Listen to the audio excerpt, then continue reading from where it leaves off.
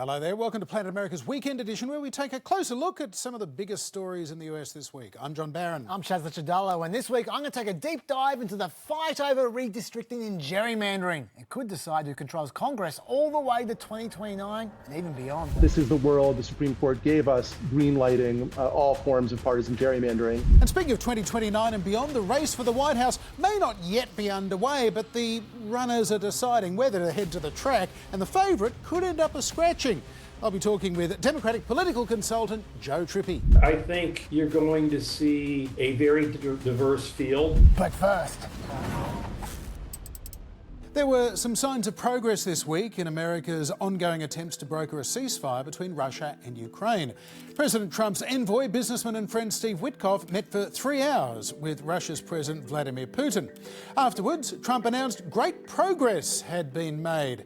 And after a phone call with Ukraine's President Volodymyr Zelensky, Trump was sounding increasingly confident that presidential-level trilateral talks could take place as early as next week. But of course, we have seen this movie before, Chaz. Putin dangles the promise of direct talks and then he sends in the work experience kit. We'll see if Trump's suite of new tariffs on Russia and their oil buyers does the trick.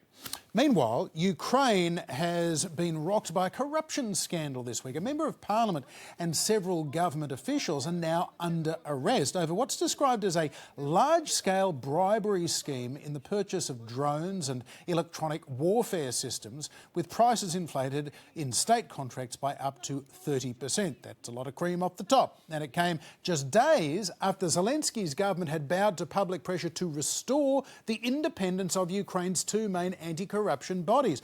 The largest protest since the Russian invasion in 2022 erupted last week after Zelensky claimed that the bodies needed to be cleared of Russian influence and put under his influence. The European Union had also expressed concerns at that move. They welcomed the backdown this week. Billions of dollars in military assistance and aid, future membership of the European Union. A lot of things were on the line, so there's some good reasons for Zelensky to back down. yeah, I suspect the Europeans freezing a few $1 billion of aid for Ukraine, that might have proven persuasive for him. But I want to tell you the context in which all these moves of Zelensky occurred. In the weeks before those moves, there was an armed police raid of the home of the co-founder of Ukraine's Anti-Corruption Action Centre. Even though they reportedly didn't have the necessary court documents for this raid, you might wonder, well, maybe he did something wrong.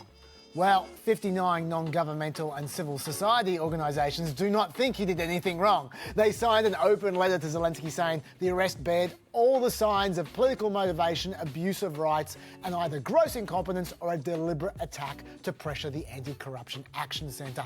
Then, about a week after that, there were more raids at Ukraine's anti-corruption agency, this time supposedly because of those concerns you said before about spying for Russia. At least 15 of the agency's detectives were targeted in searches, and not all because of supposed spying. Some were reportedly targeted because of road traffic accidents, which sounds like a particularly pathetic pretext. And once again, the searchers didn't have proper court orders. Then after all that is when Zelensky tried to strip the anti-corruption agency of their independence. All pretty typical of post-Soviet corruption. But here's the interesting bit. What happened then was the Ukrainian people said no, and they revolted, and they had huge protests in the street, and then Zelensky backed down, and within like 5 days after he backed down, the corruption body started nailing his friends one by one, which is obviously the reason he tried to crack down in the first place. So it worked. The people actually rose and Zelensky listened. And that to me is amazing, that this post-Soviet country, which is often criticised for not being a real democracy and all this kind of stuff, they seem to care more about their democracy than America does. In America, even as we speak, every week there are corruption allegations about Trump, and no one really cares. They end up on page 54 of the Washington Post, and people just move on. Just this week, there was an allegation that, pretty good evidenced allegation, that Trump was donated $5 million by a skin substitute company, and he immediately, when he got that $5 million, he wrote an executive order to remove one of Biden's rules affecting that particular company.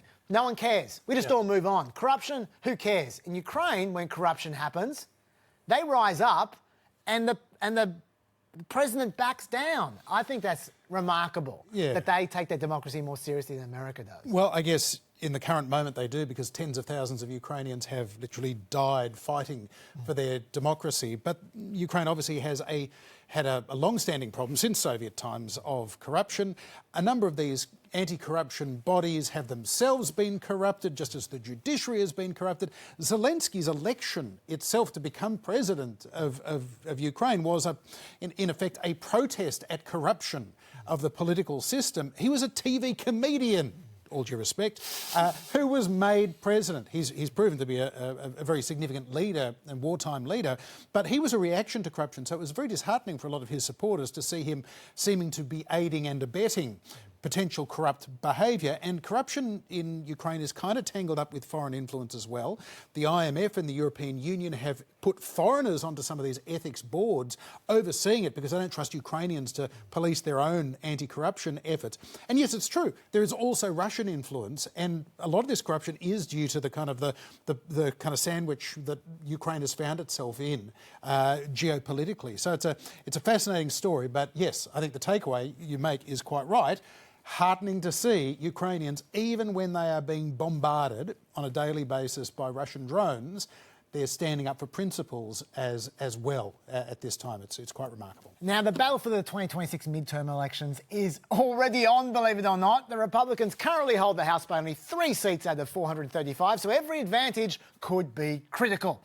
Hence Donald Trump asking the Texas legislature last month for a teensy little favour. Just a very simple redrawing. We pick up 5 seats. Just a little redrawing, 5 seats. Now, normally states redraw their electoral boundaries every 10 years after a new census, and this is the middle of that decade. But Texas has done this before, and the Supreme Court has held it's legal to do this as well.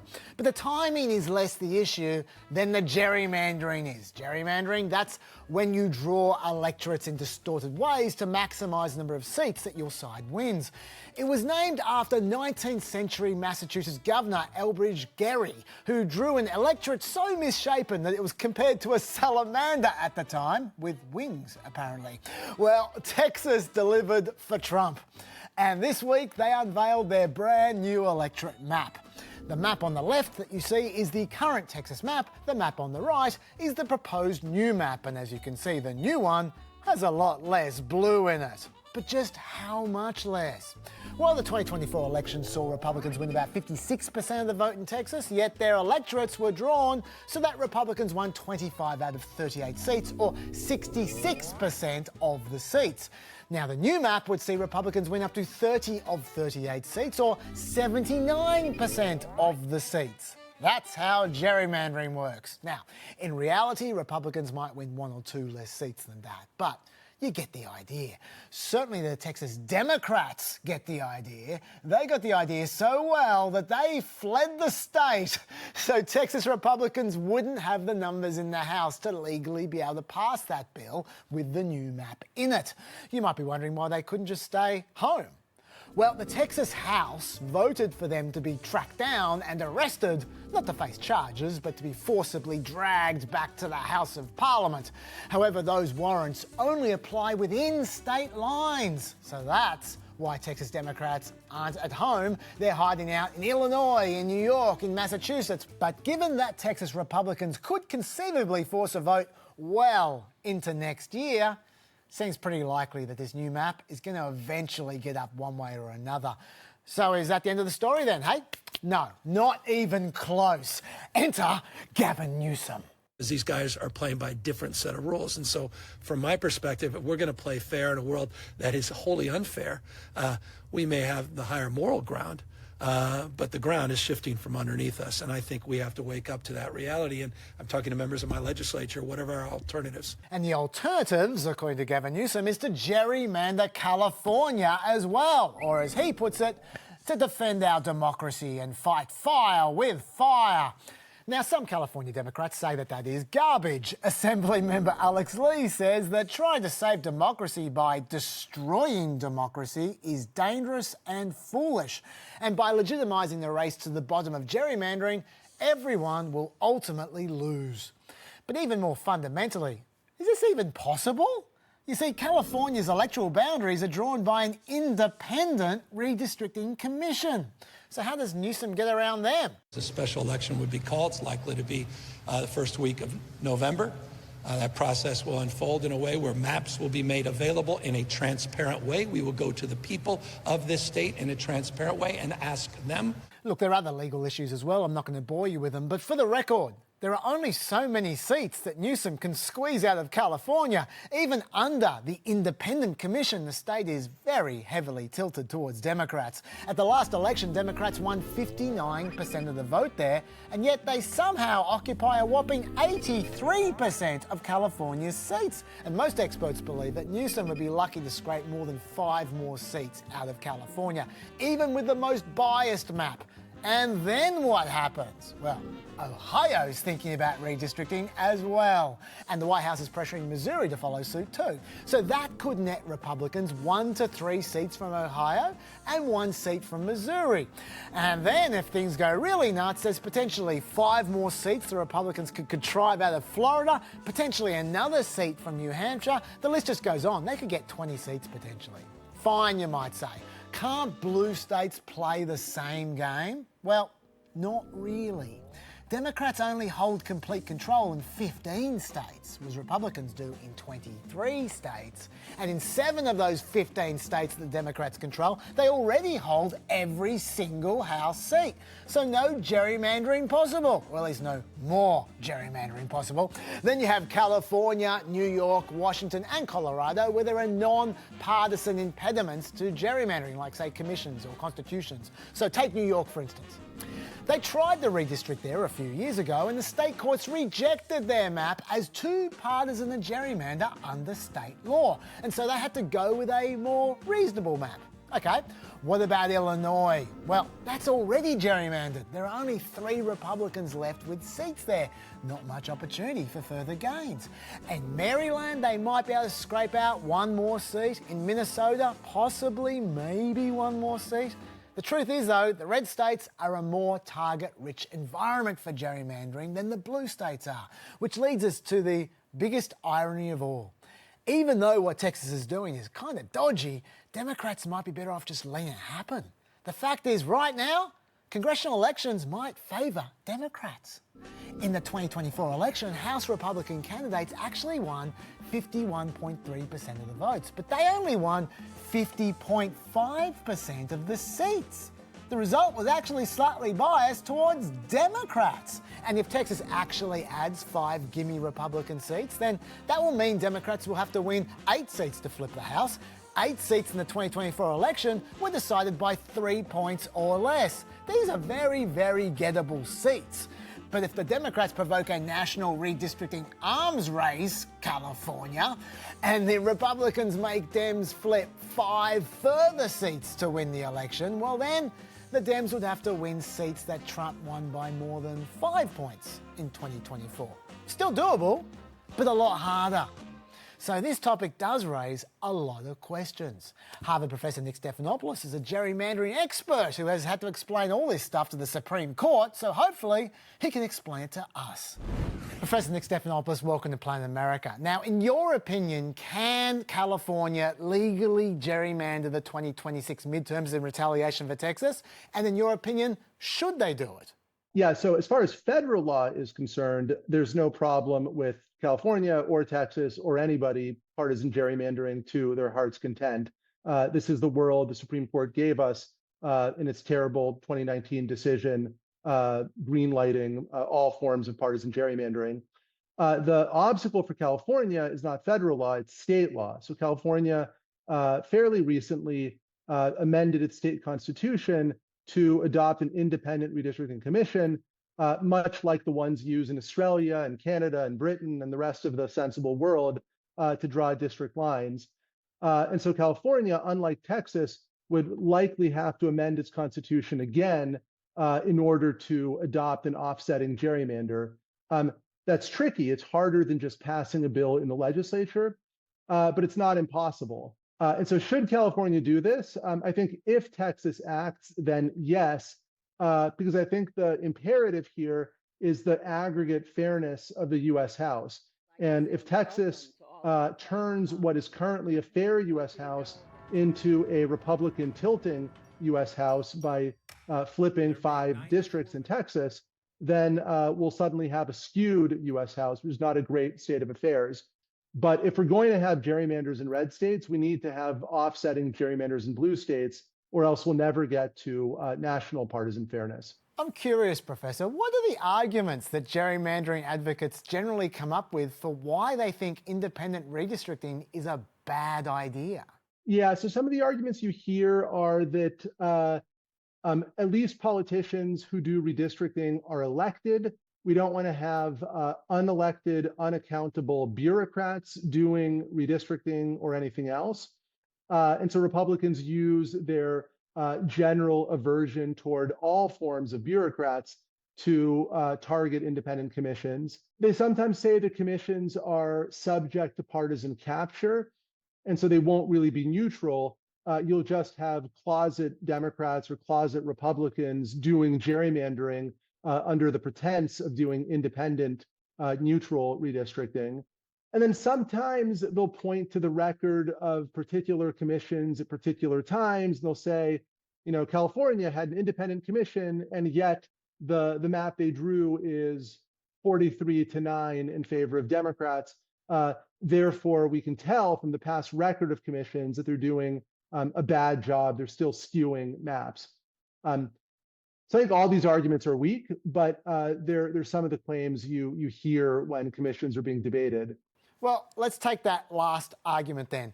Can you explain exactly how California's independent commission managed to end up with 83% of California's seats going to Democrats when they won only 59% of the vote? Yeah, right. So first of all, when a party is winning close to 60% of the vote, you would usually expect the party to win well over 60% of the seats. This is the so-called winner's bonus that occurs even when maps are drawn in a perfectly neutral way.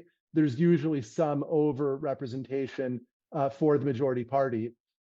Another thing going on in California is that Democrats are the beneficiaries there of a favorable political geography.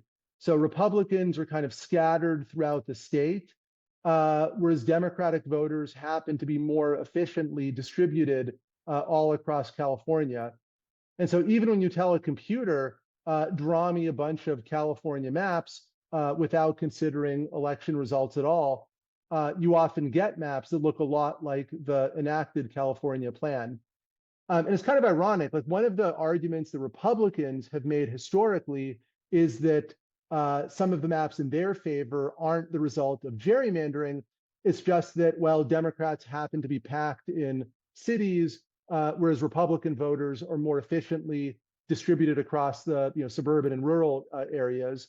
In California, the opposite situation is what we have right now, and it's Democrats, not Republicans, who benefit from the geography of the state. Right. So is there a demographic reason for that efficient distribution in California, or is it just luck? Part of it is that California is quite heavily Latino, and Latino voters are pretty Democratic, but not super Democratic. And they're also not nearly as residentially concentrated or segregated as African-American voters. And so in general, US states with large Latino populations have more favorable political geographies for Democrats. That's true in California. It's also true in New Mexico, Nevada, even Texas, interestingly. If you drew neutral maps in Texas, you would benefit Democrats, not Republicans, which shows you just how far Republicans have to reach to manage to get a gerrymander in a state where the geography isn't in their favor, like Texas. Are there any rules at all to restrict gerrymandering these days, or could they potentially be stretching districts along the side of a road? Texas, I think, has zero criteria for congressional districts. Many states have state law criteria that congressional districts have to satisfy. I believe Texas has none. And so in Texas, the only constraints are roughly one person, one vote, so equal population for districts, and then some federal doctrines having to do with race and redistricting. But putting those aside, you can have as convoluted, bizarre-looking districts as you want. You even could have non-geographic districts. So, federal law says you have to have districts that elect one member each. Those don't, strictly speaking, have to be geographic districts. So if Texas wanted to say that, every 38th voter belongs to District 38, every other 38th voter belongs to District 37, they would be able to do that and just have 38 non-geographic districts, all of which have exactly the same partisan composition as Texas itself. So there are still even further frontiers when it comes to how bad gerrymandering can be. Sorry, just to be clear, when you're talking about geographic, do you mean the districts don't have to be contiguous? Yeah, yep. Contiguity is not required by federal law. It's not required by state law in Texas. It's required by state law in many places, but I don't believe Texas is one of those places.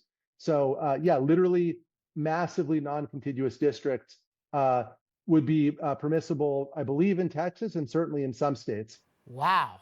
And what do you think is the easiest and best solution for this problem then? Independent commissions, multi-member districts, or something else? If we're assuming single-member districts, I would say let's use the system Australia has for its House.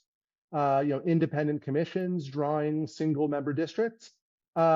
If we're not assuming single-member districts, then I'd be happy with the Australian Senate system. Give me proportional representation and multi-member districts any day. And when it comes to representation, I would absolutely take either the Australian House or the Australian Senate system and just adopt it in the US. Professor Nick Stephanopoulos, thanks for noticing Australia and thanks for your time. My pleasure. Thank you.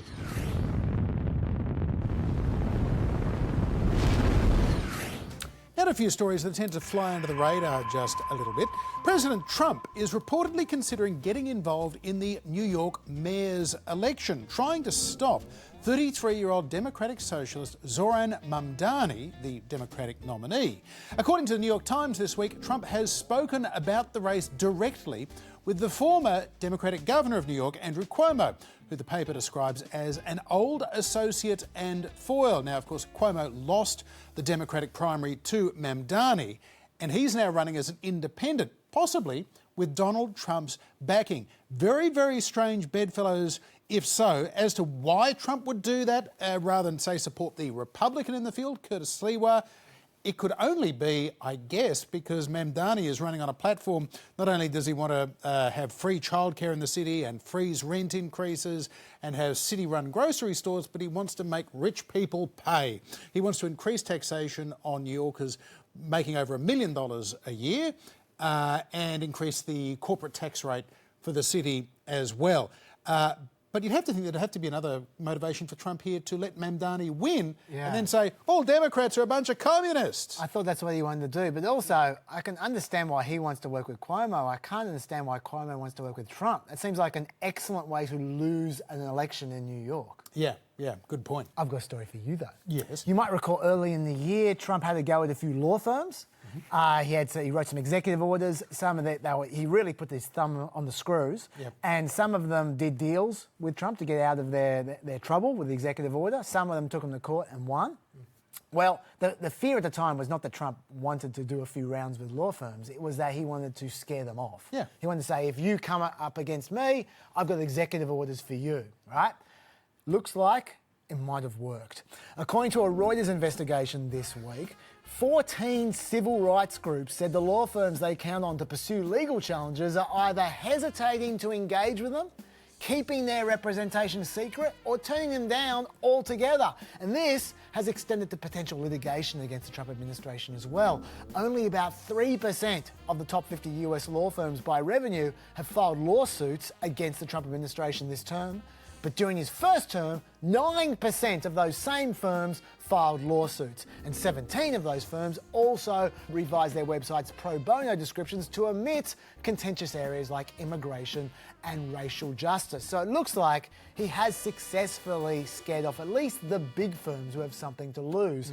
None of that is encouraging. But on the other hand, there is an interesting development this week. You got some good news? Well, it's interesting news. A new law firm has just been founded, John, and it's called the Washington Litigation Group. And they're a boutique firm made up of, get this, experienced attorneys, judges, and former government employees who all lost their jobs when the president took office. And what they're offering is services for free to those looking to push back on Trump's excessive use of executive Sounds like a power. Shonda Rhimes series or something. It does a little bit. So, look, I'm expecting we're going to be hearing more about them, John, both in the news and in an upcoming series. Yeah, with revenge in their hearts. Meanwhile, speaking of the Cuomos, Andrew's little brother Chris, the former CNN host who was sacked for helping his big brother's defence against sexual harassment allegations while he was governor, and now plies his trade at the News Nation cable channel, has had a little red face this week after he fell for a pretty obvious deep fake of New York Representative Alexandria Ocasio Cortez, who seemed to be on the floor of Congress condemning actor Sydney Sweeney for that good genes ad. Take a look for yourself, though. Sydney Sweeney looks like an Aryan goddess, and the American Eagle Jeans campaign is blatant Nazi propaganda. I mean, watching that sultry little temptress squeeze into a Canadian tuxedo, 3 sizes too small. That's not even good AI. No, and it was ridiculous and sweary and silly and funny, but Chris Cuomo thought it was real and he retweeted it condemning AOC, saying nothing about Hamas or people burning Jews' cars, asking what happened to this party? Fight for small business, not for small culture wars. Well, AOC kind of responded and saying, clearly a fake dude. Chris wasn't backing down. He said, yeah, but you still haven't condemned Hamas. Missing the point entirely. But speaking of deep fakes in the media this week, another interesting story. Another former CNN anchor, Jim Acosta, was in the news. He conducted a rather odd interview with an AI-generated guest, an avatar of Joaquin Oliver. He was a teenager killed in the 2018 Parkland High School shooting. And fair to say, it was a little bit strange. Take a look. Joaquin, I would like to know what your solution would be for gun violence.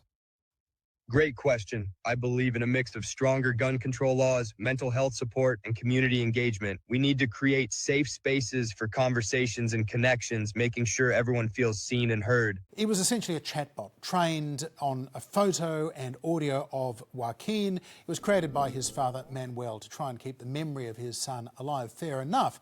But the interview wasn't received well online. Journalist Christy Somos calling it extremely unsettling, indeed it was, while author Kevin Hamilton dubbed it ghoulish.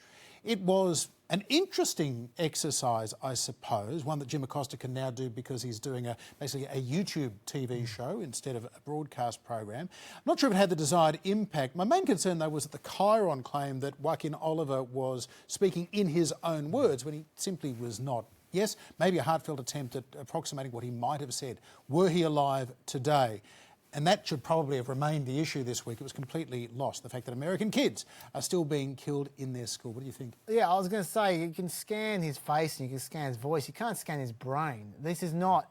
I mean, maybe he would have said similar things, but who knows? There's no way you could possibly know. And so it makes an interview as opposed to, you know, a picture of him. Yeah. It just seems pointless to me. Look, I don't want to second guess what grieving parents do, but sure. Jim Acosta as a journalist, that seems pretty strange. Given that he was the one who was constantly being accused of "you're fake news" by Donald Trump, to actually have a fake interview guest, well, it was an interesting choice that Jim made. Sure. Interesting.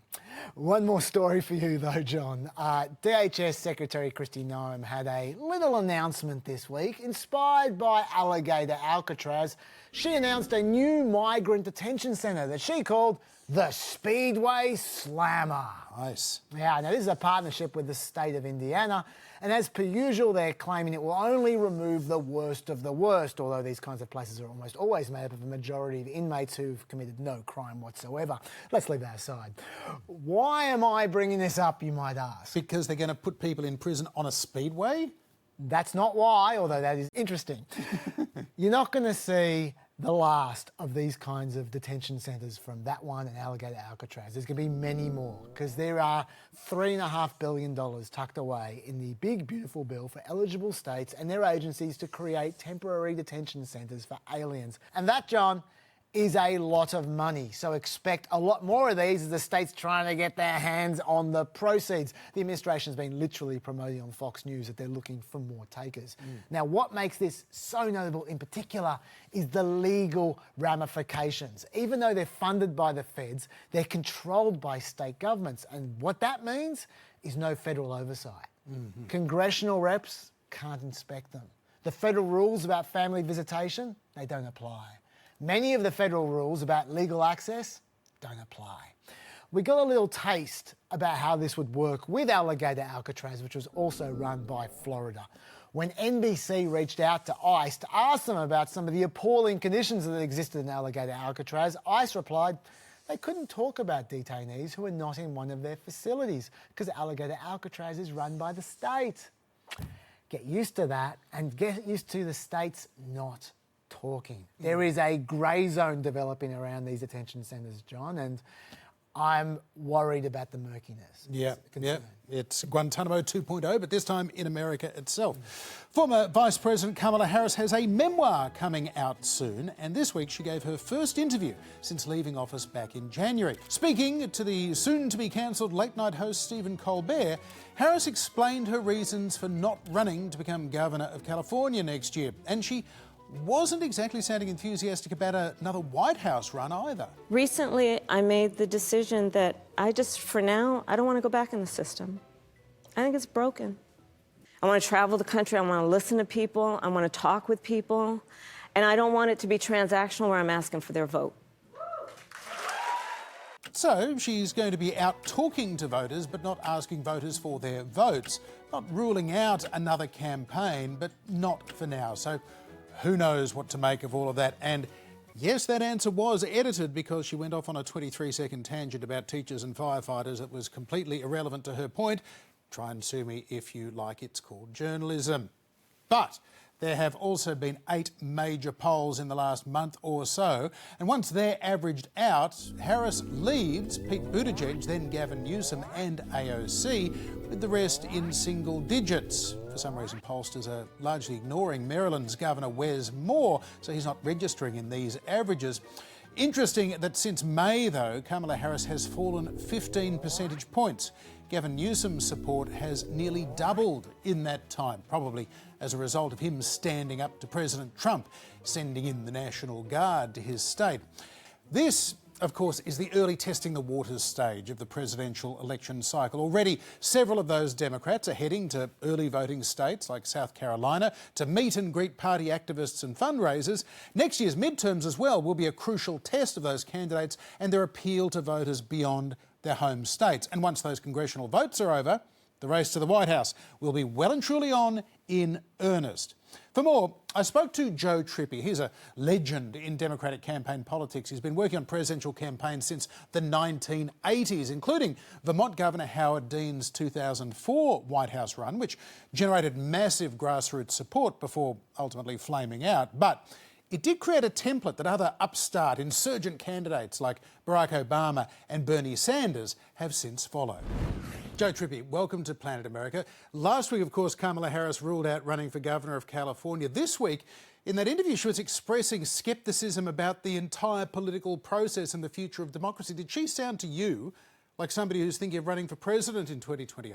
I don't know. That's definitely a possibility. I'm not sure even she knows yet, but I think I would have advised her to not run for governor of California. I think it would have been a step down from, going out as the former vice president, going out as the former governor of California at some point. I don't think made much sense. I think this does leave the door open for her to make a potential run for president in 2028, but that's a long way off, and I'm sure there will be plenty of other candidates that are already emerging. It's not a guarantee that she would win the nomination, although she'd have a head start for sure with her name identification and her presence within the party. There were reports, of course, Joe, that Kamala Harris was getting a tepid at best response from California fundraisers and donors and Democratic Party insiders. Does she run the risk of getting a similarly lukewarm response if she does throw her hat into the ring for 2028?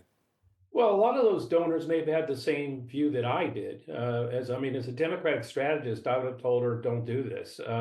And so if you're a donor, even who supports her, may have been saying, no, I don't really want to give to this, run for president or do something else.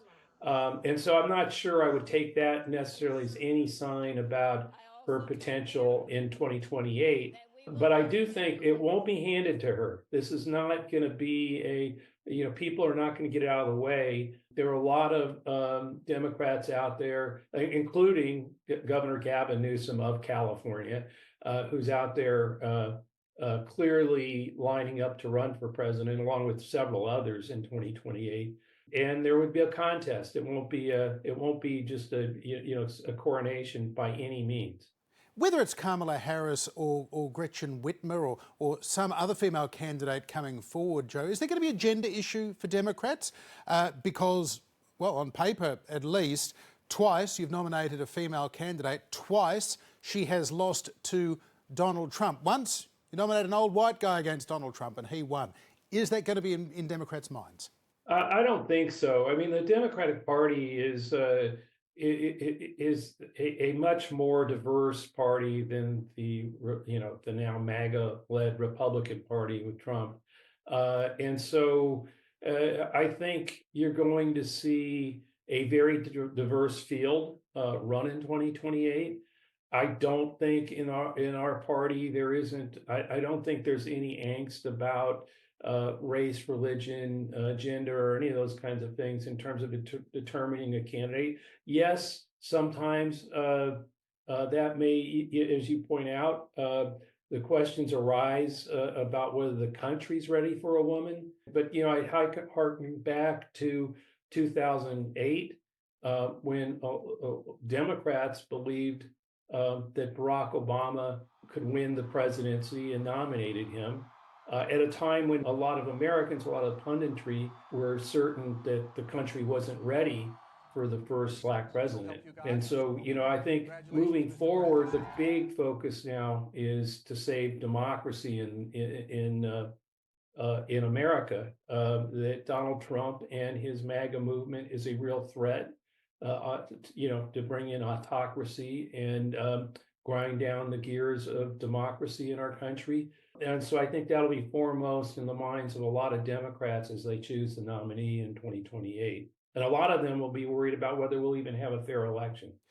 And Joe, of all the potential Democratic presidential candidates who are positioning themselves now for a run in 2028, who are the ones that you're going to be keeping a close eye on? And are there any that you think maybe are not looking like running, but perhaps should consider getting into the race?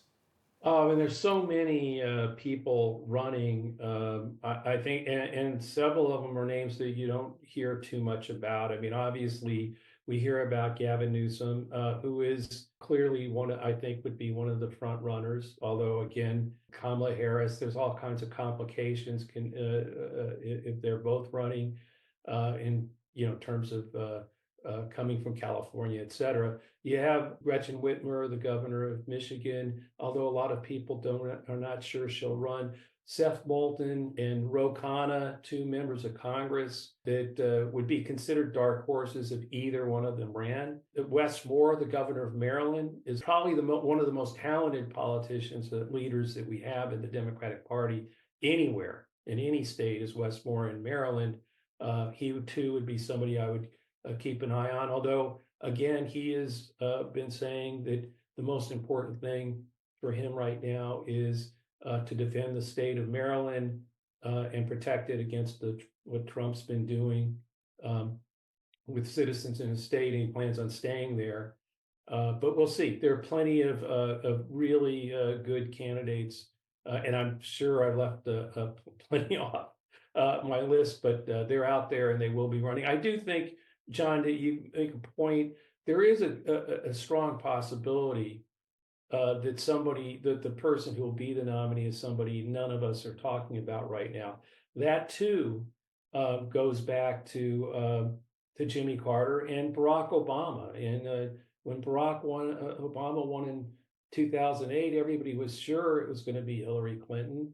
Barack Obama was like, "This will be interesting." He young, sharp Democrat, he'll get his name out there, and maybe next time, sometime in his future, he'll run again. No, didn't work that way. There is a division in the party on age. People who a younger cohort in the party are really hungry to take position in the party, and I'm sure there will be a number of younger candidates that will be running, some of whom we haven't heard from yet. And I do think it's likely that it'll be somebody. We built a list today, and it'll be somebody who's not on that list that might actually win the nomination and go on as a new face of the party and a new face for the country, defeat the autocrats and Trump's party in 2028. Joe Trippi, thank you for joining us on Planet America's Weekend Edition. Good to see you. Thanks, John. Good to be with you. So, as former Vice President Harris ponders whether to run for the presidency again in 2028, history suggests that as a defeated presidential nominee, she would face an uphill battle to ever win the White House. Typically, once a candidate for the presidency has been defeated, they're sent off into political oblivion, hardly if ever to be seen again. Thank you all very much. Some, like Arizona Senator John McCain and Massachusetts Governor Michael Dukakis, return to their day jobs, at least for a while, but most move on, or at least their party does when the election is lost. I accept the finality of this outcome, which will be ratified next Monday in the Electoral College. Former vice presidents like Al Gore and Walter Mondale were pretty quickly relegated to history's rearview mirror. The last candidate to be nominated by a major party, lose, and then stage a comeback was Republican Richard Nixon. Lost to John F. Kennedy in 1960, sat out 1964, but whose time finally came in 1968. One can't help but think back to 1960 when a tearful Pat Nixon was choking back the emotions. It had taken a war, civil strife and several assassinations to create anything like a clamour for the return of Tricky Dick, and of course he ended up resigning in disgrace. Before that, Kamala Harris has to look all the way back to the 1950s, when the Democratic Party gave a first-time loser a second nomination and chance of winning the White House in consecutive elections. In 1952, after holding the White House for 2 decades, Democrats nominated Illinois Governor Adlai Stevenson, the grandson and namesake of America's 23rd Vice President, to try and succeed President Harry Truman.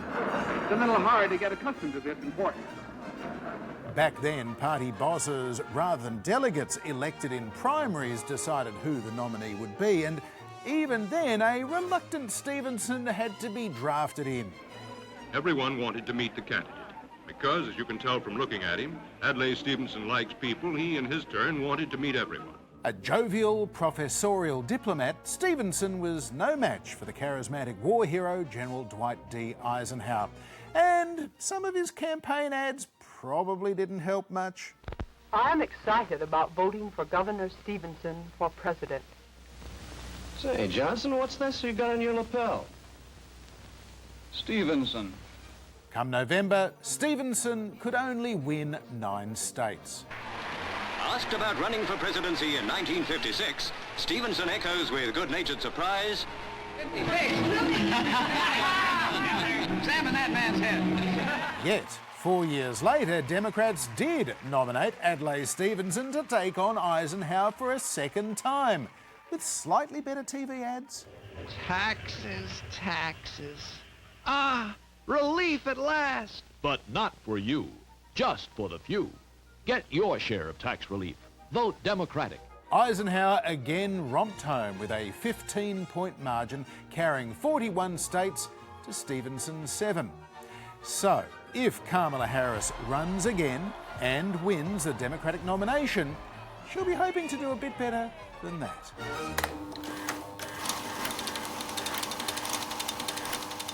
And that's your lot for Planet America's Weekend Edition. Join us again in the Situation Room at the new time of 9:35 p.m. Monday night on ABC TV right after Media Watch. And we're going to have another Weekend Edition on ABC News next Friday night right here. Both shows available on ABC iView and online. And there's also a Pep podcast available right now. Go there. See you later. Bye-bye.